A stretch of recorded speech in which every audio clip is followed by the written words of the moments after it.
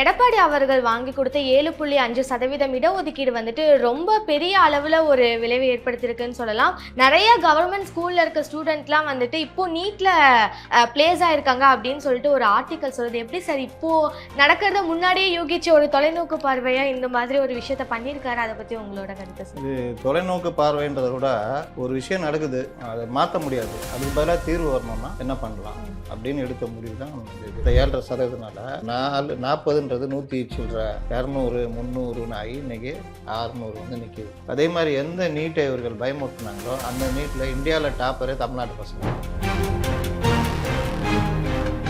நீங்கள் இப்போ சொன்னீங்க பர்சன்டேஜும் அதிகப்படுத்த முடியாது, நீட்டையும் எடுக்க முடியாது அப்படின்னு. ஆனால் நான் ஆண்டுக்கு அதில் இறக்குறவங்களோட எண்ணிக்கை மட்டும் அதிகமாயிட்டே போதே. இன்னைக்கு எல்கேஜி படிக்கிற பசங்களே ஏன்டா 90 மார்க் எடுத்தா, பக்கத்து வீட்டில் இருக்கிறவங்க 95 மார்க், கம்பாரிசன் தானே ஓடிட்டு இருக்கு. பெற்றோருக்கும் சரி மற்றவருக்கும் சரி மார்க் தான் பிரதானம். சார் இப்போ வந்துட்டு டிஎம்கே விசஸ் காங்கிரஸ் அப்படின்ட்டு போகிற மாதிரி நியூஸ் வருது, உண்மையா சார்? எதுக்கு, என்ன விஷயம்? இங்கே ஏதாவது பிரச்சனை காமிச்சிக்கிட்டே இருக்கும். சார் எலெக்ஷன் டைமில் இந்த மாதிரி ஒரு நியூஸ் வந்திருக்கா? நீங்கள் சொல்கிற மாதிரி பார்த்தா அது உண்மைதான் அப்படின்ற மாதிரி இருக்குது. ஸோ எலெக்ஷன் டைமில் இப்படி ஒரு ஒரு ஒரு போட்டி அப்படின்றது பெரிய மாற்றத்தை ஏற்படுத்துமா சார்? இவரும் ஆட்சியில் பங்கு அதிகார பகிர்வுன்னு அப்பப்போ திருமாவளவன் காங்கிரஸும் ஆரம்பிச்சிட்டாங்க. 4 கட்சி தான் பிரதான கட்சி. இதில் முஸ்லீம் லீக் கட்சிகள்லாம் கூடுதல் தொகுதியை கேட்கணும்னு ஏற்கனவே செல்வ பெருந்தகையை பார்த்து இஸ்லாமிய கூட்டமைப்புகள் ஒரு கூட்டம் இருக்குது. ஜிஎஸ்டி கம்மி பண்ணிட்டாங்க, ஆனால் இந்த அத்தியாவசிய பொருளே வந்துட்டு பால் இந்த மாதிரி விஷயங்கள் தான், அது குறைக்காம இருக்கப்போ எங்கேயும் மக்களை வந்துட்டு சுரண்டுறாங்களோ அப்படின்ற ஒரு எண்ணம் தான் வருது சார். இது எப்படி எண்ணம் இல்லை, உண்மைதான். ஜிஎஸ்டி குறைக்கிறது நம்ம பாக்கெட்லேருந்து போகிற பணம் மிச்சம் ஆகுது. ஆனால் இவங்க புலம்புறது தமிழக மக்களை வாழ வைக்கிறோன்றவங்க புலம்புறாங்க. அப்போ இவங்களுடைய எண்ணம் என்ன, எந்த வகையில் நம்மள்ட்ட வந்து காசு கொடுக்கணும். எலெக்ஷனுக்கு இன்னும் கொஞ்சம் மாதம் தான் இருக்குது சார். ஆனால் இப்போவே டிஎம்கேல வந்துட்டு நிறைய துறைகளோட எந்த ஒரு செயல்பாடும் இல்லை, அவங்க வந்துட்டு அப்படியே இருக்காங்கன்ற மாதிரி தெரியுது. உங்களோட கருத்து என்ன சார்? சும்மா போங்க, இப்போ 4 வருஷமாக பயங்கரமாக செயல்பட்டு இன்றைக்கி வந்து இதை செயல்படாத பேசுகிறேன். இன்றைக்கி எப்படி இருந்தோமோ அதே மாதிரி இன்றைக்கி இருக்கிறோம். எஃப்டி பாலிடிக்ஸ் நேயர்களுக்கு வணக்கம். இன்னைக்கு நம்ம கூட சீனியர் ஜேர்னலிஸ்ட் முத்தலீப் சார் தான் இருக்காரு, அவர் கூட பேசுவோம். வணக்கம் சார். வணக்கம். எப்படி இருக்கீங்க சார்? நல்லா இருக்கேன் சார். எடப்பாடி அவர்கள் வாங்கி கொடுத்த 7.5% இடஒதுக்கீடு வந்துட்டு ரொம்ப பெரிய அளவில் ஒரு விளைவை ஏற்படுத்தியிருக்குன்னு சொல்லலாம். நிறைய கவர்மெண்ட் ஸ்கூலில் இருக்க ஸ்டூடெண்ட்லாம் வந்துட்டு இப்போ நீட்டில் பிளேஸ் ஆயிருக்காங்க அப்படின்னு சொல்லிட்டு ஒரு ஆர்டிக்கல் சொல்லுது. எப்படி சார் இப்போ நடக்கிறத முன்னாடியே யூகிச்சு ஒரு தொலைநோக்கு பார்வையாக இந்த மாதிரி ஒரு விஷயத்த பண்ணியிருக்காரு, அதை பற்றி உங்களோட கருத்து சார்? இது தொலைநோக்கு பார்வைன்றதை விட ஒரு விஷயம் நடக்குது, அதுக்கு தீர்வு வரணும், அதை மாற்ற முடியாது, அதுக்கு பதிலாக தீர்வு வரணும்னா என்ன பண்ணலாம் அப்படின்னு எடுத்த முடிவு தான் இந்த இது. நீட்டு வந்து காங்கிரஸ் கவர்மெண்ட்டில் தான் கொண்டு வராங்க, இதே திமுக அந்த ஆட்சியில் இருக்குது. அதுக்கப்புறம் அந்த பிஜேபிக்கு அது கொண்டு வரும் பொழுது இங்கே வந்து நாங்கள் ஸ்டேட் இதில் தான் இருக்கிறோம், எங்களுக்கு வந்து விலக்கு வேணும்னு கேட்டு இங்கே இது பண்ணுறாங்க, விலக்கு கொடுக்குறாங்க. விலக்குன்னா எப்பவுமே கொடுத்துருவாங்களா? வருஷம் பூரா கொடுக்க மாட்டாங்க. இது ஒரு பார்ட்டு போய்கிட்டு இருக்குது. பிஜேபி ஆட்சிக்கு வந்தோடனே எல்லா மாநிலங்களும் நீட்டை அமல்படுத்தப்படுது. அப்போ தமிழ்நாட்டிலையும் நீட்டை அமல்படுத்தணுன்ட்டு, ஏன்னா எல்லா ஸ்டேட்டும் பண்ணும்போது நீங்கள் மட்டும் தனியாவா? அப்போ இங்கே இருக்கிற இவர்கள் முன்னா கவர்மெண்ட்டு அடிமை, ஒரு நீட்டை தடுக்க முடியல அவனால். என்ன பண்ணிகிட்டு இருக்கு நீ? ஆட்சா பூச்சானோன்னா இவங்களுக்கு பிரச்சனை.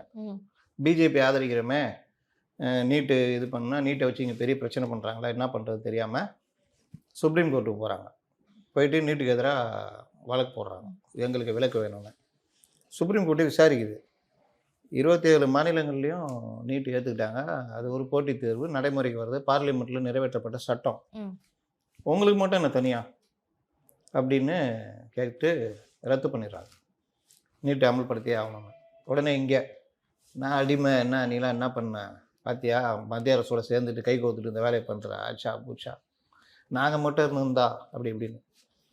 இவங்களால எதுவும் பண்ண முடியல. அந்த நேரத்தில் யோசிக்கிறாங்க, சரி நீட் இல்லைனால என்ன பிரச்சனைனா ஸ்டேட்டில் பயில்கிற மாணவர்கள்லாம் பாதிக்கிறாங்க. அது சரி ரைட்டு, கவர்மெண்ட் ஸ்கூலில் படிக்கிற பசங்களுக்கு 7.5% இடஒதுக்கீடு, அதாவது 100 சீட்டு இருந்தால் அதில் 7.5 சீட்டு கம்பல்சரி இவங்களுக்கு ஒதுக்கணும் அப்படின்னு. அதுனா எப்படின்னா, அதில் கவர்மெண்ட்டில் படிக்கிற மாணவர்களில் அவர்களுக்கு தனியாக யார் ஹை கட் ஆஃப் வச்சுருக்காங்களோ அதில் அப்படியே கிடைக்கும்.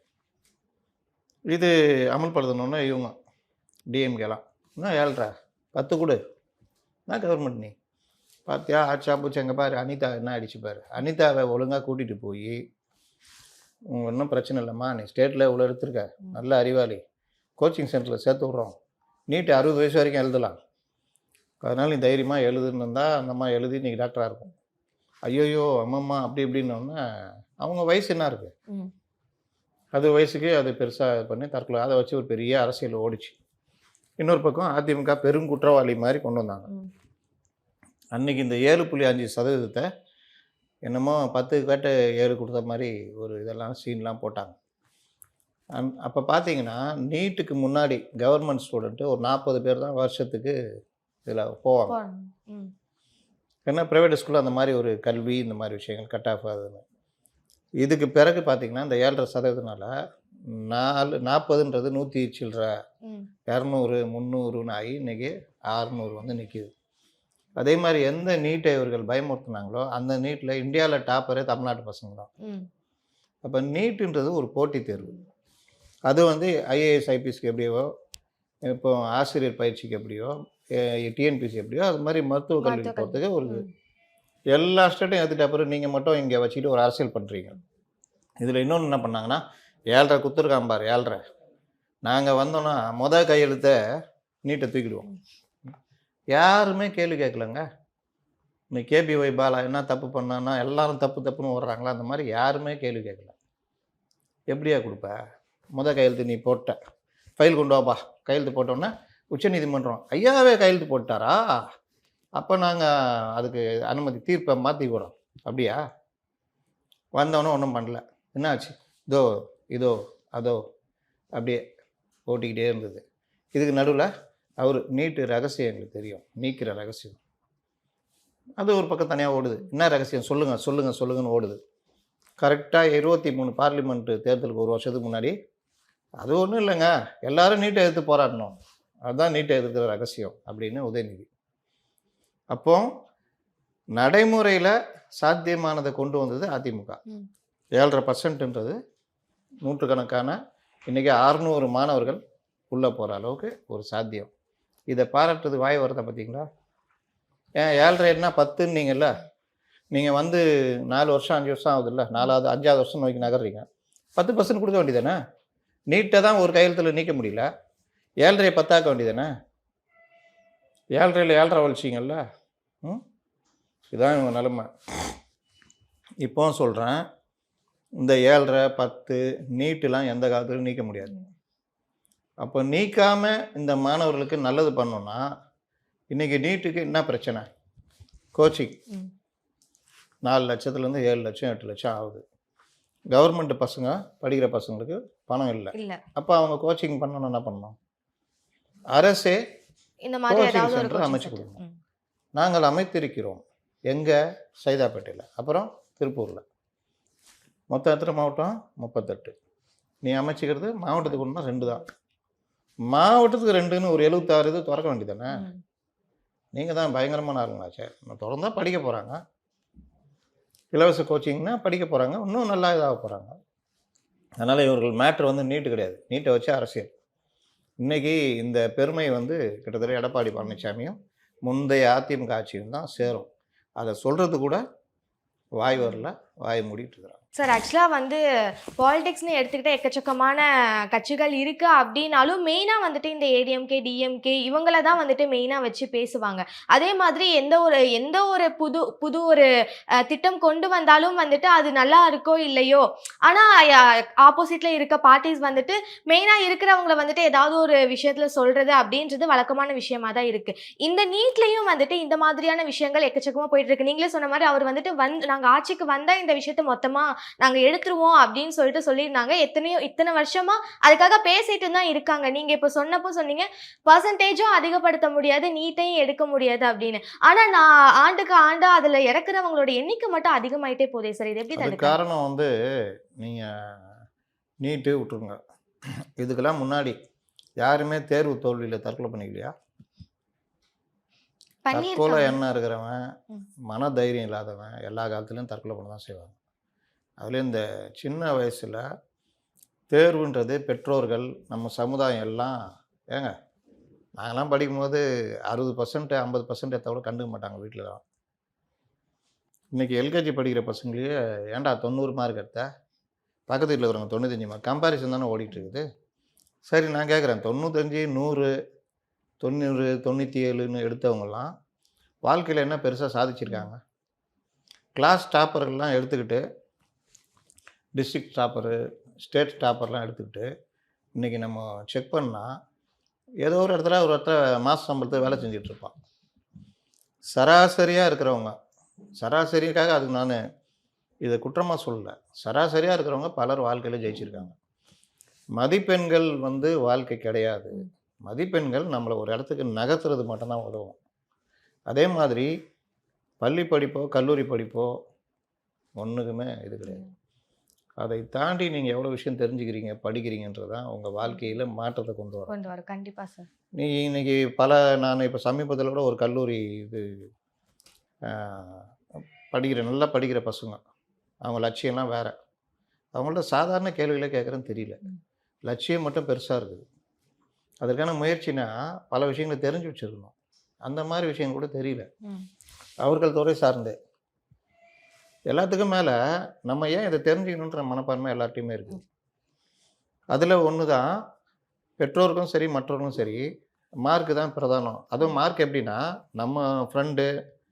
நம்ம ஃப்ரெண்டுடைய பையன், சொந்தக்கார பையன், அவன் எவ்வளோ எடுத்தான், 96ஆ, இவன் 98 எடுத்தா, நம்ம பிள்ளை எடுத்தா ஓகே, இவன் 94 எடுத்தா 94 வரைக்கும் அவன் வந்திருக்கானேன்னு பார்க்க மாட்டாங்க. 94 எடுத்தியே அவன் 96 எடுத்தானே, அவன் என்ன படிக்க வைக்கிறான், இன்ஜினியரிங். இவனுக்கு ஆர்ட்ஸில் விருப்பம் இருக்கும், இல்லை ஹிஸ்ட்ரி இருக்கும், நீ இன்ஜினியரிங் தான் படிக்கணும். அப்போ கட்டாயத்துக்கு படிக்கும்போது அவன் என்ன மார்க் எடுக்க முடியும், என்ன பண்ண முடியும்? கல்வி ஒரு லெவலுக்கு தான், ஸ்கூல் கல்வி தான் கல்வி. எதுனா 10th வரைக்கும் ஒரு மொழியை தெரிஞ்சுக்கிறதுக்கு உங்களை தூக்கி கொண்டு வந்து நிறுத்திடுவாங்க. அதோடு சேர்ந்து என்ன உங்களுக்கு இன்ட்ரெஸ்ட்னு தெரியும். இப்போ மேத்ஸு, சயின்ஸு, ஹிஸ்ட்ரி, இந்த மாதிரி. +1 +2 உங்களுக்கு ஆனால் அடுத்த கட்டத்துக்கான குரூப்பை தேர்ந்தெடுக்கிறது. சயின்ஸ் தான் பிடிக்கும், டாக்டராக போகிறோன்னா ஃபஸ்ட் குரூப்பு, இல்லை பிகாமு, சிஏ இந்த மாதிரினா காமர்ஸு, மற்ற இது எக்கனாமிக்ஸ் இந்த மாதிரி குரூப்பு, இல்லை ஆர்ட்ஸ் இந்த மாதிரினா அதுக்கு ஏற்ற குரூப்பு. நீங்கள் இந்த டைமில் எடுக்கிறது தான் உங்களை காலேஜில் கொண்டு போய் சேர்க்கும். அப்போ இந்த மாதிரி போகிறது, இது ஜெயிக்கிறது எல்லாமே பார்த்திங்கன்னா பெற்றோர் முதல்ல குழந்தைகளுக்கு தைரியம் ஊட்டுறதா இருக்கணும். அவங்க குழந்தைகளை அவங்க தான் புரிஞ்சுக்கணும். இவன் ஒன்றுக்கு இல்லாத மண்ணாக இருப்பான், பையன் இவனோட 4 மடங்கு நாலேஜ் இருப்பான். ஆனால் இவன் எப்படி பார்ப்பான்னா, பக்கத்து வீட்டில் இருக்கிறவன் 8 மடங்கு இருக்கானே, நீ என்னடா அறிவு இருக்கிறேன்னு. இந்த வயசில் அவனுக்கு பார்த்தோன்னா மட்டமாக இருந்திருப்பான். நான் என்ன சொல்கிறேன், நீங்கள் உங்கள் பையனை, குழந்தையோ பொண்ணையோ நீங்கள் தான் புரிஞ்சுக்கணும்.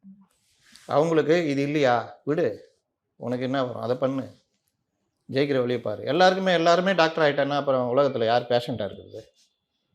ஒவ்வொருத்தரும் அவங்க இது போய்கிட்டு இருப்பாங்க, அந்தந்த துறைக்கு போவாங்க. அப்போ இது தான் அப்படின்னு தலையில் திணிச்சு, இது இல்லைன்னா அவ்வளோதான், ஐயோயோன்னா அந்த குழந்தை என்ன பண்ணும்? நம்ம எதுக்குமே லாய்க்கில்லை போல், ஒரு நீட்டு கூட ஜெயிக்க முடியல.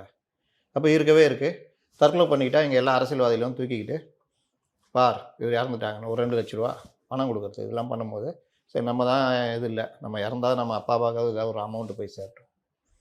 இந்த மாதிரி தோல்வி மனப்பான்மை, வாழ்க்கை இதுக்கப்புறம் வாழ்க்கையே இல்லைன்றது, இதெல்லாம் தான் தற்கொலை காரணம்.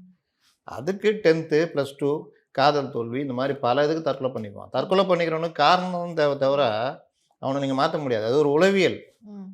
தற்கொலை என்னன்றது ஒரு வகையான மரபியல் தொடர்ச்சி. ஒரு ஃபேமிலியில் தற்கொலை பண்ணிக்கிட்டு இருக்கிறாங்கன்னா அந்த ஃபேமிலியில் அது மரபியல் தொடர்ச்சியாக இருக்கும். இன்னொன்று, சில பேருக்கு இயற்கையாகவே அந்த தற்கொலை எண்ணம் தோன்றிக்கிட்டு இருக்கும். சில பேர் 2-3 தடவை அட்டன் பண்ணியிருப்பான், மிஸ் ஆகிருக்கும். ஆனால் அவன் வாழ்க்கையில் எப்படியும் அட்டன் பண்ணி ஜெயிச்சிருவான். எப்படி ஜெயிச்சிருவான்னா செத்து போயிடுவான். இதெல்லாம் உளவியல். அப்போ தற்கொலை எண்ணம் வராமல் பார்க்கணும், தனிமையில் விடக்கூடாது, தோல்வி எண்ணம் வந்தால் தைரியம் கொடுக்கணும். இதெல்லாம் யார் பண்ணணும்னா பெற்றோர். ஆனால் அவங்க என்ன பண்ணுவாங்க, பார் அவன் நீ வேலை அப்படி இப்படி சொந்தக்காரங்க மத்தியில் திட்டுறது. இருக்கிறதுலே சென்சிட்டிவான ஏஜ் எதுனா ஒரு 13 வயசுலேருந்து ஒரு 19-20 வயசு வரைக்கும் பார்த்திங்கன்னா ரொம்ப சென்சிட்டிவான வயசு. அப்போ சும்மா ஒரு என்னடா இப்படி இருக்கிற அப்படின்னா கூட மனசு உடஞ்சிரும். என்னடா ஆள் இப்படி கலராகவே இல்லையே, கருப்பாக இருக்கிறேன்னா அது உடஞ்சிரும். என்னடா ஹைட்டே இல்லை அப்படின்னா அது உடஞ்சிரும். என்னடா ஒல்லியாக இருக்க அப்படின்னா, இது எல்லாமே ஒரு வயசு தாண்டி வரும் பொழுது இது எல்லாம் மேட்ரு இல்லை. நீ ஜெயிக்கிறியா, ஜெயிச்சனா எல்லாமே தானா வந்து. போயிடும். இது இப்படி பார்த்துக்கிட்டு இருக்கிறவன் அப்படி தான் இருப்பான் ம். அப்படின்றது. அப்போ அந்த வயசில் நம்ம பாதுகாத்து வளர்க்கணும் பிள்ளைங்களை. பெற்றோர் முக்கிய காரணம். ம். விஜய் சொன்னார்ல, நீட்டு மட்டுமே வாழ்க்கைன்னு நினைக்காதீங்க. அது சொன்ன அர்த்தம் என்ன? நீட்டை தாண்டி எவ்வளோ விஷயம் நிறைய இருக்கு. விஷயம் இருக்கு. விஜய் என்ன காலேஜ் முடிச்சிட்டாரா? டிகிரி வாங்கினாரா? இல்லைல்ல. நீங்கள் நம்பர் 1 சச்சின் டெண்டுல்கர் எடுத்துக்கோங்க, ம். நம்ம கலைஞர் எடுத்துக்கோங்க, ஜெயலலிதா எடுத்துக்கோங்க, எம்ஜிஆர் எடுத்துக்கோங்க, காமராஜர் எடுத்துக்கோங்க. யாருமே பள்ளி படிப்பே தாண்டாது. 10th ஃபெயிலு கலைஞர், ஜெயலலிதா 10th பாஸு, அவ்வளோதான். ஆனால் அவங்களுடைய நாலேஜ் என்னென்னா இதுக்கு வெளியே படித்தாங்க. படிப்புன்றது நான் முதல்ல சொன்னேன்ல, மொழியை தெரிஞ்சுக்கிறதுக்கு மட்டும்தான் பள்ளி கல்வி. அதுக்கு மேலே நீங்கள் தெரிஞ்சுக்கிறது உங்களுடைய நாலேஜ். நான் வெறுமனே சில பேர் பார்த்தேன் டிகிரிலாம் வாங்கியிருப்பான், எல்லா விஷயத்துலையும் நாலேஜே இருக்காது, எது கேட்டாலும் தெரியாது. அடுத்த படம் விஜய் என்ன நடிக்கிறாருன்னா நல்லா தெரியும். அது நீங்கள் பார்த்தீங்கன்னா ஜனநாயகன் வந்து எச் வினோத், ஜனவரி மாதம் வருது, போஸ்ட் ப்ரொடக்ஷன் ஓடிக்கிட்டு இருக்குது, ஹீரோயின் வந்து இது தான். இப்போ கூட பாருங்கள், அந்த கூலி படத்தில் அந்த ஐட்டன் டான்ஸ் ஒன்று, நான் அந்த நடிகை ஒரு அம்மா, அதில் பாதியை வெட்டிட்டான்னு கவலைப்பட்டுனுக்குறான். ஏன்னா அவன் சம்பளத்தில் இன்க்ரிமெண்ட்டுக்கு என்ன ஒர்க் பண்ணாதுன்னா பாதி பாட்டு சார், அதையும் பார்த்தீங்கன்னா இப்படி பண்ணிட்டானுங்க அப்படின்னு வருத்தப்படுறோம். நம்ம எந்த இதில் நம்ம பயிற்சி எடுக்கிறோமோ அதுதான் நம்ம வாழ்க்கையை மாற்றி அமைக்கும். வீட்டில் அப்பா அம்மா உட்காந்துங்கன்னு இதை மாதிரி நடிகர்கள்ட்ட கூட்டு போயிட்டு, சினிமா கூட்டு போயிட்டு வச்சுக்கிட்டு காமிச்சிட்டு தான் வளர்கிற குழந்தைங்க அப்படி தான் வளரும். சினிமா பார்க்குறதோ மற்ற விஷயங்களோ ஒரு பார்ட்டு, படிக்கிறது ஒரு பார்ட்டு. அது கூட தைரியமாக படி, உனக்கு வரதை படி. 80 மார்க் வாங்கினியா ஒன்றும் பிரச்சனை இல்லை, நல்லா படி, அவ்வளோதான். சார் இப்போ வந்துட்டு டிஎம்கே விசஸ் காங்கிரஸ் அப்படின்ட்டு போகிற மாதிரி நியூஸ் வருது, உண்மையா சார்? டிஎம்கே விசஸ் காங்கிரஸ் அப்படின்றது என்னதான் மூடி மறைச்சாலும் அது வெளியே வந்துக்கிட்டே இருக்குது. நீங்கள் இந்த சைடு வந்து கொஞ்சம் லைட்டாக அப்படின்னு தும்முனா கூட ஐயோ பாருங்கள், இன்னைக்கு கூட அந்தால அவன் ஒய்ஃபை அனுமதிச்சிருக்காரு ஹாஸ்பிட்டலில், அதை பார்க்க வந்திருக்காரு.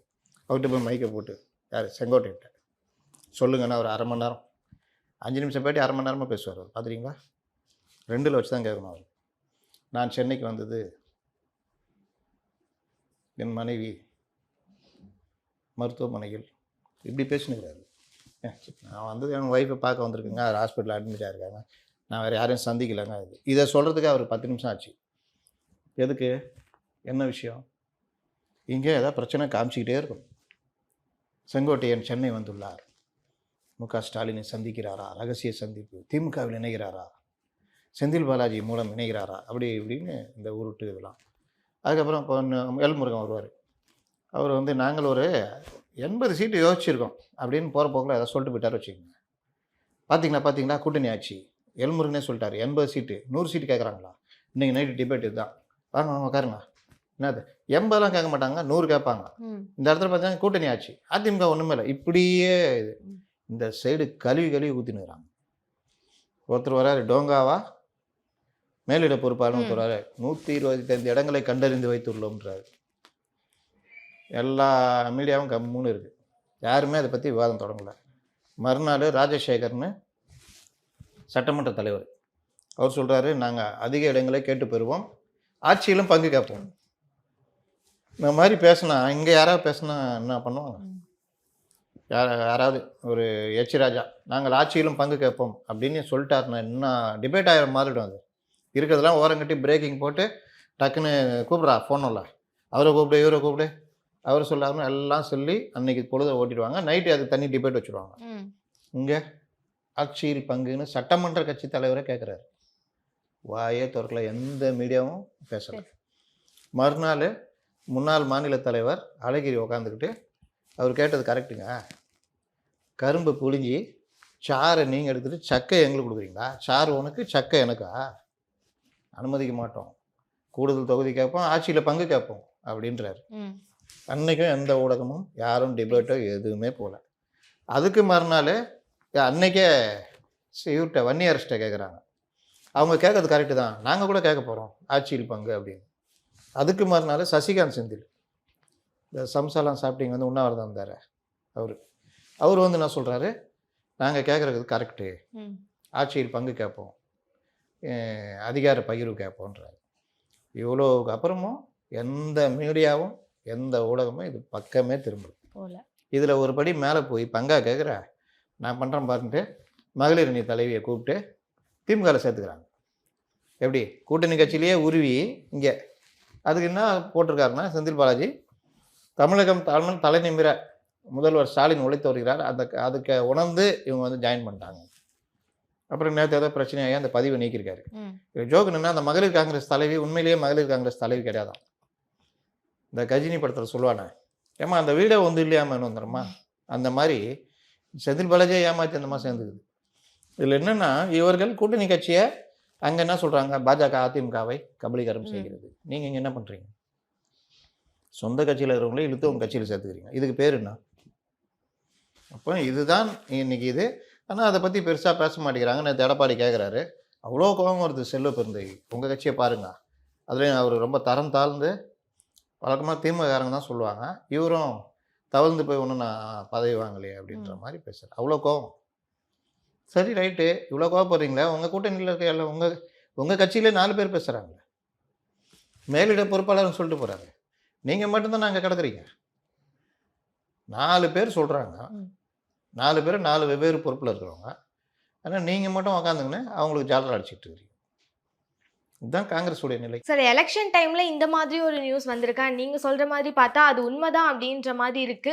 ஸோ எலெக்ஷன் டைம்ல இப்படி ஒரு ஒரு ஒரு போட்டி அப்படின்றது பெரிய மாற்றத்தை ஏற்படுத்துமா சார்? எதிர்பார்க்கலாமா ஒரு பெரிய மாற்றம்? அவங்க கூட்டணி இப்போ ஆரம்பிச்சிருக்காங்கல்ல, விசிக ஆரம்பிச்சிருக்குது. இப்போ புதுசாக வந்திருக்காரு வீரபாண்டியன், இந்திய கம்யூனிஸ்ட் கட்சி.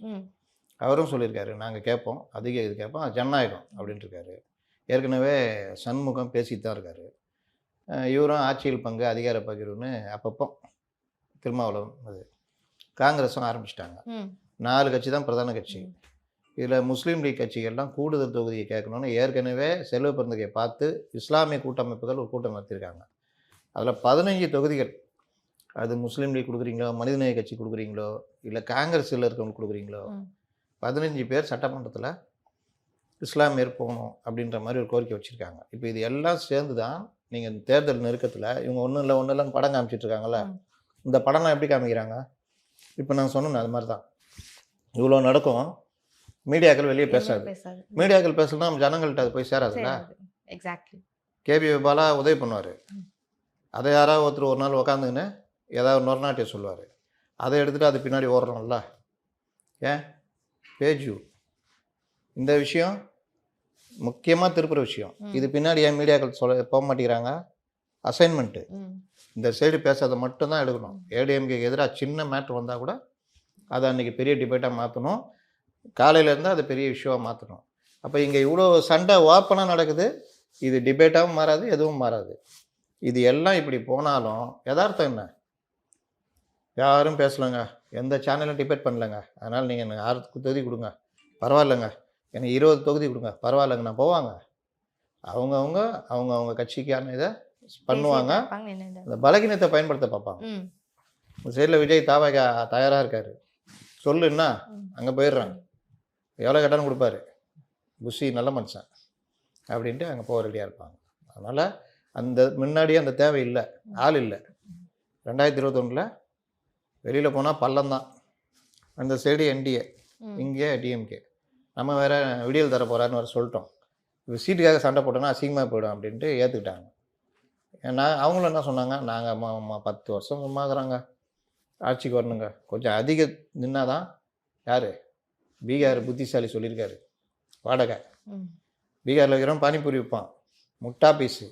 ஆனால் பிரசாந்த் கிஷோர் சொல்கிறத நாங்கள் கேட்போம். அவர் என்ன சொல்லியிருக்காரு, உங்களெலாம் 4 சீட்டு தான் கொடுக்க சொன்னார், நாங்கள் பெரிய மனசு பண்ணி 6 கொடுக்குறோம், நாங்கள் அதிகமாக நிற்கணும், நின்னா தான் ஜெயிக்க முடியும். ஆனால் அவன் கரெக்டாக சொல்லிக்கிறான். அந்த ஆள் இன்னும் கம்மியாக நின்று டிடிவியும் அங்கே சேர்ந்துருந்தாருன்னா இவர் மெஜாரிட்டியே கிடச்சிருக்காரு. இவ்வளோ அதிகம் நின்றும் மெஜாரிட்டி கிட்ட தான் வந்தாங்க அவங்க. அதனால் அந்த மாதிரிலாம் பேசினால ஒத்துக்கிட்டாங்க. இதான் 5 வருஷம் ஆண்டுட்டீங்களே, இதுக்கப்புறம் என்ன, எங்களுக்கு கொடுக்கறத கொடுங்கன்னு கேட்பாங்க. சார், நேற்று வந்துட்டு குன்னூர் ஊட்டியில் எடப்பாடி அவர்களுக்கு வந்த கூட்டம் வந்துட்டு பார்க்குறப்ப அப்படியே செல்வி ஜெயலலிதா அம்மாவுக்கு வந்த கூட்டம் மாதிரியே இருந்து அவங்கள ரிப்ளிகேட் பண்ணுற மாதிரி ஒரு விஷயம் இருந்தது. இத்தனை ஆண்டுகள் ஆயும் அவங்களுக்கு இருக்க கிரேஸ் வந்துட்டு குறையல அப்படின்றது தான் தெரியுது சார். உங்களோட கருத்து சார்? என்னோட கருத்தை விட்டுருங்க. இந்த விஜய்க்கு ஒரு 30,000-40,000 வருது ஒரு இடத்துல, குறிப்பிட்ட இடத்துல. இப்போ அங்கே நாகை போகும்போது அவருடைய டோட்டல் ஸ்ட்ரென்த்து 40,000க்குள்ளே. மரக்கடை திருச்சியில் கிட்டத்தட்ட ஒரு 40,000லேருந்து ஒரு 60,000. ஆனால் இங்கே பத்திரிகையாளர்கள்லாம் எப்படி இதுன்னா, இது மாதிரி கூட்டத்தை என் வாழ்க்கையிலேயே பார்க்கல. ஏன்டா அப்போ நேத்தான் பிறந்தீங்களா? ஒருத்தர் சொல்கிறார், திருவாரூர் தேரில் கூட நான் அவ்வளோ கூட்டத்தை பார்க்கலன்னு. இத்தனையும் அவர் அந்த மாவட்டத்துக்காரு. திருவாரூர் தேருக்கு என்ன கூட்டம் வந்திருக்கு? அப்போ என் வாழ்க்கையில் பார்க்கல இவ்வளோ கூட்டம். ஒரு மாவட்டம், ஒரு தொகுதி இல்லை. இப்போ எடப்பாடி போகிறது தொகுதி, இவர் போகிறது ஒரு மாவட்டம். மாவட்டத்தில் 6-7 தொகுதி இருக்கும்.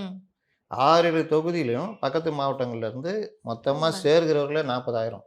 அதை ஒரு தொகுதிக்குன்னு பிரித்தா 8,000 10,000 வந்தால் பெரிய விஷயம். ஆனால் ஒருத்தர் சொல்கிறாரு, இவ்வளோ கூட்டம் இது, 70 தொகுதிகள் ஜெயிப்பார் விஜய், வேறு லெவலு, நான் இந்த அளவு கூட்டத்தை பார்க்கவே இல்லை.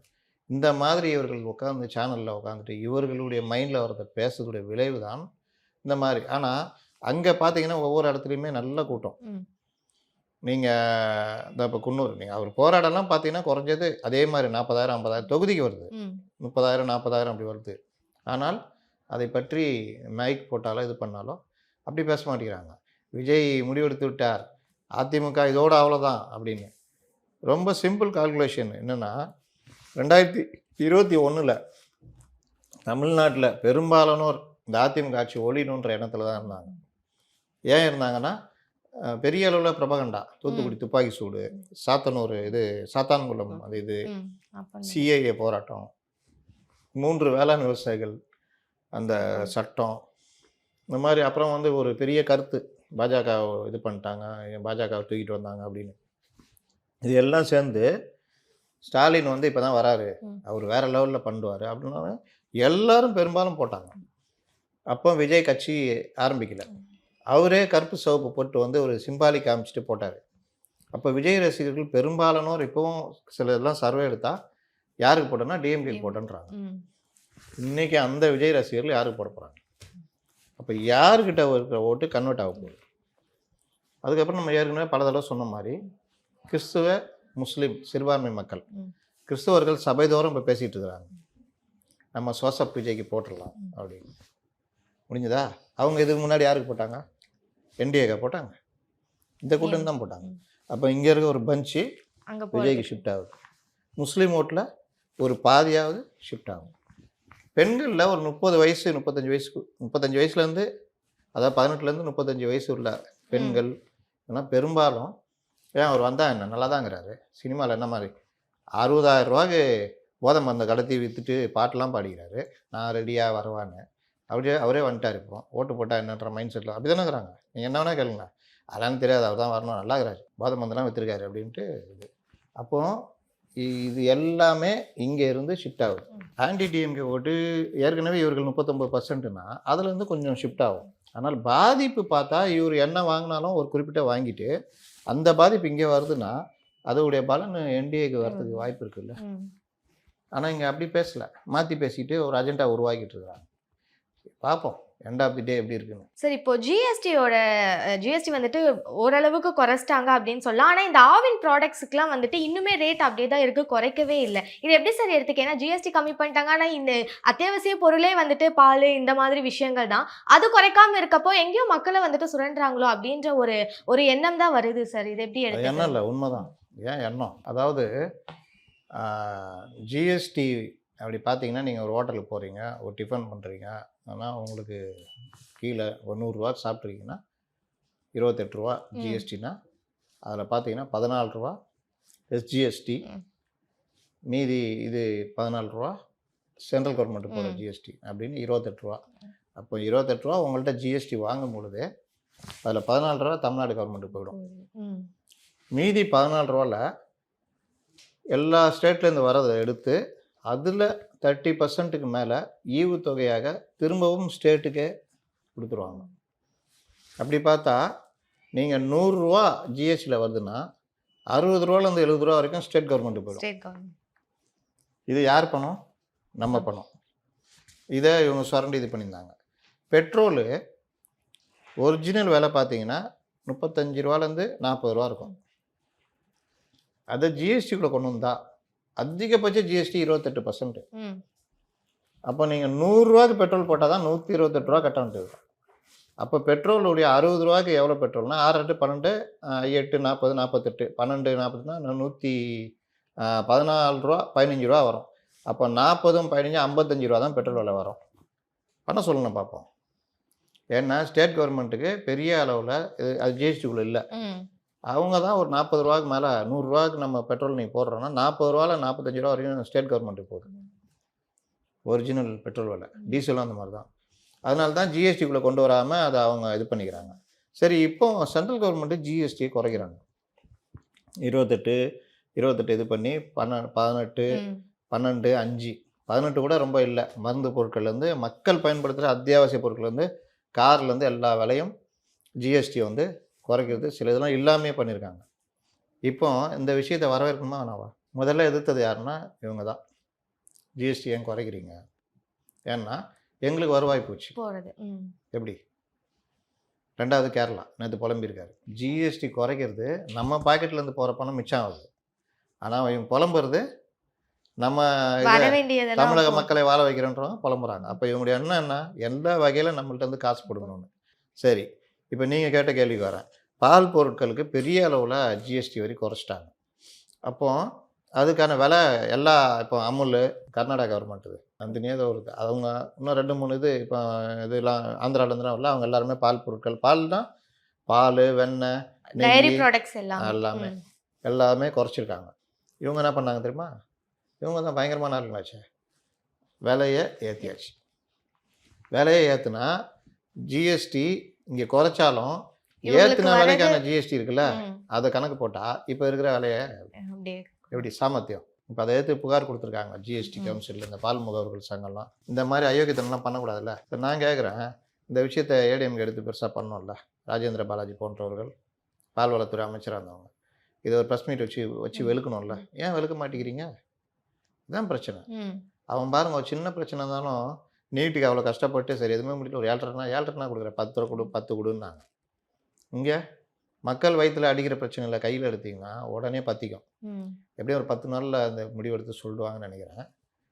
அதனால் 10 நாளைக்கு அப்புறம் ராஜேந்திர பாலாஜி பேட்டி கொடுப்பாரு. அவ்வளோ எல்லாம் மறந்து போயிட்டுருப்போம். என்ன சொல்கிறேன்னா, இன்றைக்கி நம்ம மக்களுக்கு என்ன கோபம் வரும்னா, மணல் கொள்ளை அந்த கொள்ளையெல்லாம் கோபம் வராது. பால் பாருங்கள் 5 ரூபா குறைக்க வேண்டிய இடத்துல பாருங்கள் அயோக்கியத்தனம் பண்ணிக்கிறாங்கன்னா கோபம் வரும். கரண்ட் பில் இது பண்ணால் கோபம் வரும். இதை தான் நீங்கள் பேசணும். விஜய் பேசுவாரா? அலங்கார வரிகளில் அப்படியே பேசிட்டு போயிடுவார். அதனால் மக்கள் பிரச்சனையை பேசுதுன்றதை நீங்கள் அருகிக்கிட்டு வருது. ஊடகங்கள் பேசுகிறதும் எல்லாம் அசைன்மெண்ட்டில் போயிட்டு அரசுக்கு ஆதரவாக போய்கிட்டு இருக்கிறாங்க. அதில் ஏதோ அப்படி இப்படி அன்புமணி ராமதாஸ், இந்த பால் முகவர்கள் சங்கம், இந்த மாதிரி அந்த துறை சார்ந்தவர்கள் ஏதாவது கண்டுபிடிச்சி எடுத்து போட்டு விட்டால் தான் உண்டு. அந்த மாதிரி தான் நமக்கு தெரியுது. நம்மளையும் என்ன பேசுகிறாங்க? இதை பேச மாட்டாங்க. கேபிஐ பாலா எப்படி ஏமாத்திட்டாருன்னு தான் பேசுவாங்க. சார், ஆக்சுவலாக எலெக்ஷனுக்கு இன்னும் கொஞ்சம் மாதம் தான் இருக்குது சார். ஆனால் இப்போவே டிஎம்கேல வந்துட்டு நிறைய துறைகளோட எந்த ஒரு செயல்பாடும் இல்லை, அவங்க வந்துட்டு அப்படியே இருக்காங்கன்ற மாதிரி தெரியுது. உங்களோட கருத்து என்ன சார்? என்ன செம போங்க உங்களுக்கு. அப்போ 4 வருஷமாக பயங்கரமாக செயல்பட்டு இன்றைக்கி வந்து இதை செயல்படாத மாதிரி பேசுகிறீங்க. அன்றைக்கி எப்படி இருந்தோமோ அதே மாதிரி இன்றைக்கி இருக்கிறோம். புதுசாக அப்பப்போ பேர் வச்சுக்குவோம். காக்கும் கரங்கள், அன்பு கரங்கள், துடிக்கும் கரங்கள், பாசமலர்னு வச்சுக்குவோம். சரி, என்ன இருந்தாலும் எலெக்ஷன் டைம்லயாவது ஏதாவது ஒரு விஷயங்கள் பண்ணுவாங்க, ஏதோ எல்லா இடத்துலையும் போவாங்க, ஏதாவது ஒரு அவங்களுக்கு ஒதுக்கின துறையில் என்னென்ன இருக்குது அப்படின்ற விஷயங்களை அட்லீஸ்ட் போய் பார்க்கறதுக்காவது ஒரு சில விஷயங்கள் பண்ணுவாங்க. ஆனால் இப்போ வந்துட்டு எதுவுமே இல்லாமல் ரொம்ப பிளண்டாக எலெக்ஷன் தானே வரட்டும்ப்பா நான் தான் அப்படின்ற மாதிரி இருக்க மாதிரி இருக்குது சார். வேறு ஏதோ ஏற்பாடு பண்ணிக்கிறாங்கன்னு நினைக்கிறேன். திட்டங்கள் செஞ்சு எல்லாம் பண்ணுறதோட வேறு ஏற்பாடு பண்ணால் அது ஓகே ஆகிடும். அந்த ஏற்பாடு தான் இது. அதிமுகவை பலகீனப்படுத்துவது, அண்ணாமலையை வச்சு மேலும் மேலும் தொல்லை கொடுத்துட்டே இருக்கிறது, விஜயை கண்டபடி திட்டுறது, விஜயை டிஃபேம் பண்ணுறது, இங்கே கூட்டணி கட்சிகள் இவங்களுக்குள்ளே இருக்கிற பிரச்சனையை வெளியில் வராமல் பார்த்துக்கிறது, இந்த மாதிரிலாம் பண்ணி அதன் மூலியமாக 2021 மாதிரி ஒரு வெற்றி அடையலான்னு பார்க்குறாங்க. 2021 பெரிய வெற்றி கிடைக்கல அவங்களுக்கு. இப்போ 5 வருஷத்தில் ஜனங்கள் உங்களை ரொம்ப நல்லா புரிஞ்சு வச்சுருக்காங்க. கடுமையான கோபத்தில் இருக்காங்க. என்னதான் ஊடகங்கள் மறைச்சாலும் மற்றவங்க வெளியில் சொல்லாட்டினாலும் பிரச்சனைகள் அவங்கவுங்க அதை சந்திக்க தானே செய்கிறாங்க. 1000 ரூபா கட்டின இடத்துல 4000 ரூபா கரண்ட் பில்லு மாதம் மாதம் கட்டும் பொழுது வலிக்குது இல்லை? வலிக்குது இல்லை? ஒவ்வொருத்தருக்கும் அந்த அனுபவம் இருக்குது. நம்ம வருமானத்தில் 20,000 ரூபா சம்பளம் வாங்குகிறோன்னா 6,000 ரூபா வாடகை, ஒரு 1000 ரூபா கரண்ட் பில்லுனா மீதி ஏதோ செலவு, ஏதோ ஒரு 1000 2000, அதுவும் அந்த மாதம் உடம்பு சரியில்லாமல் போனால் டாக்டர் பிடிக்குவார். இந்த மாதிரிலாம் மீறி சேர்த்து வைக்கலான்னா 6,000 ரூபா வீட்டு வாடகை, 4,000 ரூபா கரண்ட் பில்லுனா இதில் ஹவுஸ் ஓனருங்க தனி, 8 ரூபா யூனிட்டுக்கு 8 ரூபா. இப்போ அந்த யூனிட் 8 ரூபாவை அது கரண்ட் பில் ஏற்றிட்டா நான் என்ன பண்ணுறது? 10 ரூபா கொடுங்கன்றது. அப்போ நீங்கள் ஒரு 300 யூனிட் யூஸ் பண்ணால் முடிஞ்சு போச்சு உங்கள் கதை. உங்கள் காசெல்லாம் வாங்கி அவர் கரண்ட் பில் கட்டிக்குவார். இந்த மாதிரி கொடுமைகள்லாம் அனுபவிக்கிறதுக்கு அடிப்படையாக இருக்கிறது என்னது? இந்த அரசு. கேட்டால் என்ன சொல்லுவாங்க? உதய திட்டத்தில் அவன் கையெழுத்து போட்டான்ல அதிமுக, அதனால தான். சரி, கையெழுத்து போட்டவன் 4 வருஷம் ஏற்றுனானா? ஏற்றலைல்ல. நீ வந்தவொன்னே வருஷம் வருஷம் ஏற்றுறிய, இந்த வருஷம் ஏற்றிருப்பிய. நீங்கள் கேட்டீங்கல்ல தேர்தலுக்கு இப்படி அப்படி பண்ணணுன்னு, அதனால தான் இந்த வருஷம் ஏற்றலை. நல்லது செய்கிறதுலாம் வருஷம் பூரா பண்ணாங்களா நமக்கு நல்லது? இந்த வருஷம் பண்ணலான்னு பார்த்தாங்க. அப்புறம் யாராவது சொல்லியிருப்பாங்க, பண்ணீங்க உங்களுக்கு நல்லது பண்ணுவாங்கன்னு. அதனால் கரண்ட் பில் ஏற்றலை. ஆனால் கமர்ஷியல் பில் ஏற்றிட்டாங்க. இப்போ இந்த நிறுவனத்தில் இருக்குது கமர்ஷியல் பில்லுன்னா அது ஏற்றிட்டாங்க. அப்போ கமர்ஷியல் ஏற்றுனா சிறு குறு தொழிலேருந்து எல்லாருக்குமே பாதிப்பு. இந்த மாதிரி எல்லா விஷயத்துலையும் ஜனங்களை பற்றி கவலைப்படுறது கிடையாது. சரிங்க, இவ்வளோ வசூலிச்சிங்களா, அந்த காசில் என்ன பண்ணிங்கன்னா இந்த உபரின்னு சொல்லுவாங்கல்ல, செலவழிச்சு. இப்போ ஒரு வீட்டில் நீங்கள் மாதம் 1 லட்ச ரூபா சம்பாதிக்கிறீங்க, எல்லா செலவு போக 20,000 ரூபா எடுத்து வைக்கிறீங்கன்னா அது உபரி. வேலைக்கே போகாமல் இந்த மாதம் செயினை கழட்டுங்க வச்சுட்டு வந்து இந்தா 1 லட்ச ரூபா கிடச்சிது, வச்சா தாம் தூம் பண்ணலாம் அப்படின்னு. அடுத்த மாதம் கம்மல் இருக்குதுல்ல, இப்படி வீட்டில் இருக்கிற பொருள்லாம் விற்றுட்டு வெளியில் கடன் வாங்கி அதை வச்சு வாடகை கொடுக்குறது, அதெல்லாம் பண்ணிவிட்டு அந்த கடனுக்கு வட்டி கட்டுறது. இது ஒரு வீட்டு அளவுன்னு நான் சொல்கிறேன். நாட்டு அளவில் அங்கே நடந்துட்டுருக்கு. கடன் வாங்கி மற்ற ஸ்டேட்டுங்கள்லாம் அவங்க பட்ஜெட்டில் உபரி, இப்போ ஒரு 4 லட்சம் கோடி ரூபா பட்ஜெட் போடுறாங்கன்னா செலவினங்கள் எல்லாம் போக உபரியாக ஒரு 30,000 கோடி 20,000 கோடின்னு எடுத்து வச்சு அதோட கடன் வாங்குகிற தொகையை போட்டு வளர்ச்சி திட்டங்களுக்கு, இன்ஃப்ராஸ்ட்ரக்சர், அந்த மாதிரி இதுங்களுக்கு செலவழிச்சிட்டு இருக்கிறாங்க. இங்கே கடன் வந்து இந்த மாதம் நான் வீட்டுக்கு நான் வந்துடுறேன், அப்போ தான் புரியும். இந்த மாதம் வந்து நம்ம சம்பளம் 1 லட்ச ரூபா வருது, எல்லா செலவெல்லாம் பார்த்தா 1,10,000 வருது. கொஞ்சம் ஏதாவது இழுத்து பிடிச்சி 1,05,000 ஆக்குனா 5,000 ரூபா கையில் கடன் வாங்குற மாதிரி இருக்கும் அப்படின்னு முடிவு பண்ணிட்டு நல்லா தாம் தூம் பண்ணி 1,40,000 ரூபா செலவு. 5,000 ரூபா தான் கடன் வாங்குற மாதிரி இருக்கணும், இடத்துல 40,000 ரூபா வாங்குகிறோம். இதை அப்படியே எக்ஸ்பாண்ட் பண்ணிங்க. இந்த ஆண்டுக்கான பற்றாக்குறை 3,000 கோடி இதில் தான் நிறுத்தணும் அப்படின்னா 37,000 கோடி. என்ன காரணம்? தேர்தல் நெருங்குது. அனைவருக்கும் 12,000 கோடி கொடுத்துருக்காங்களா வருஷத்துக்கு இந்த மகளிர் உரிமை தொகை, எல்லாருக்கும் அப்படின்னா 14,000 கோடி ஆகிடும். அப்போ பற்றாக்குறை அதிகரிக்கும். உபரின்றதே கிடையாது, மைனஸ். கடன் வாங்கிறதுக்கு வட்டி, கடன். இன்ஃப்ராஸ்ட்ரக்சரில் பண்ணுறீங்களா அப்படின்னு பார்த்தா இல்லை. சம்பளம் கொடுக்குறதே கடன் வாங்கி கொடுக்குற நிலமை. அப்புறம் கடன் வாங்கி இந்த மாதிரி திட்டங்கள், எது மகளிர் உரிமை தொகை, இந்த மாதிரி திட்டங்கள், இது எல்லாம் எங்கே போய் முடியும்? எந்த வளர்ச்சி இருக்காது. ஒரு திட்டத்திலேயோ அதில் முதலீடு பண்ணிங்கன்னா அதில் வர்ற வருமானத்தில் சமாளிச்சிக்கலாம். இன்னும் அதையும் கொஞ்சம் சிம்பிளிஃபை பண்ணி சொல்கிறேன். 1 லட்ச ரூபா வருமானம், 5,000 ரூபா நினச்சோம், கூடுதலாக செலவு 40,000 ஆயிடுச்சு, 1,40,000 ரூபா செலவு. இந்த 40,000 ரூபா ஈடு கட்டுறதுக்கு சரி நம்ம வந்து வேறு ஏதாவது ஒரு பிஸ்னஸ் மாதிரி பண்ணிக்கலாம் அப்படின்னு மனைவி வந்து ஒரு தனியாக பண்ணுறாங்க. அவங்க ஒரு 40,000 ரூபா மாதம் சம்பாதிக்கிறாங்கன்னா அந்த 1,40,000 ரூபா தைரியமாக செலவு பண்ணலாம். சம்பளம் 1 லட்ச ரூபா, மனைவி மூலம் வர வருமானம்னு 1,40,000. அப்போ கையை கடிக்காமல் கடன் வாங்காமல் போகலாம். இது மற்ற ஸ்டேட் பண்ணுறான். இந்த மாதிரி வர வருமானத்தை வேற கீழே முதலீடு மற்ற விஷயங்கள் பண்ணி கையை கடிக்காமல் உபரி மறுபடியும் மிச்சம் பண்ணிட்டு இருக்கிறான். இங்கே அதையும் பண்ணுறதில்லை.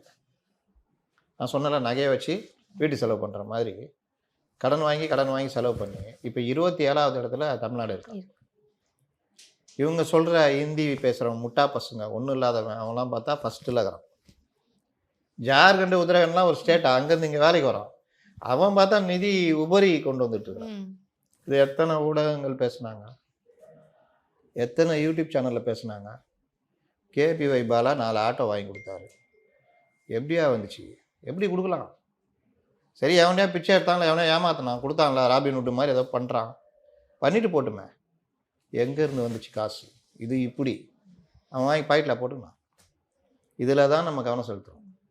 எதில் கவனம் செலுத்தணுமோ அதை விட்டுறோம். இதை பெருசாக்குனா தான் இது வந்து ரொம்ப டேஞ்சருங்க.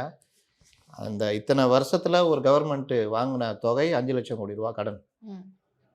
இவங்க இந்த 5 வருஷத்தில் வாங்கினது கிட்டத்தட்ட 4 லட்சம் கோடி ரூபா, 9 லட்சம் கோடி ரூபா இன்னைக்கு மாநிலத்தினுடைய கடன்.